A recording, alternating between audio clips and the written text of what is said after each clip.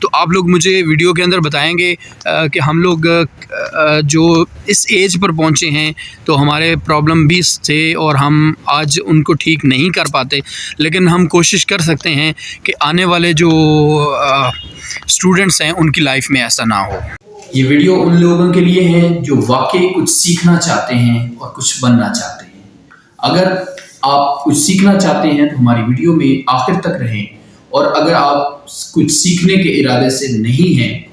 تو video skip کرنا آپ کی مرضی ہے۔ اچھا، آج چھٹیوں کے بعد کالج آئے، 1 ماہ کی چھٹیاں گزار کے آئے ہیں۔ تھوڑا ہیکٹک تھا آج کا دن، لیکن اس میں یہ تھا کہ کافی مزہ آیا۔ پہلے دن روٹین ذرا چینج ہوئی ہے۔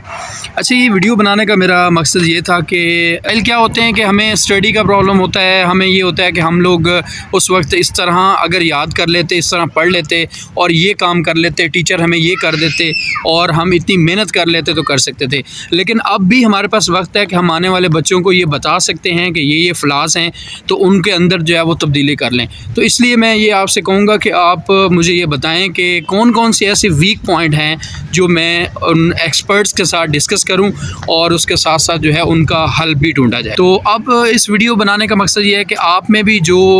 فلاز رہ گئے ہیں، جو خامیاں تھیں، جو ایز اے اسٹوڈنٹ آپ نے جو غلطیاں کی تھیں، اس کے حوالے سے میں پوچھنا چاہتا ہوں۔ آپ مجھے بتائیں گے، اس طرح کے میں کویسچن بنا کے میرا مائنڈ یہ ہے کہ میں اپنا جو یہاں پر ہیں شورکوٹ سٹی کے اندر لطیف بھٹی صاحب ہیں، یا ہمارے ریٹائرڈ ہیڈ ماسٹر ہیں، کیا نام ہے سر کا،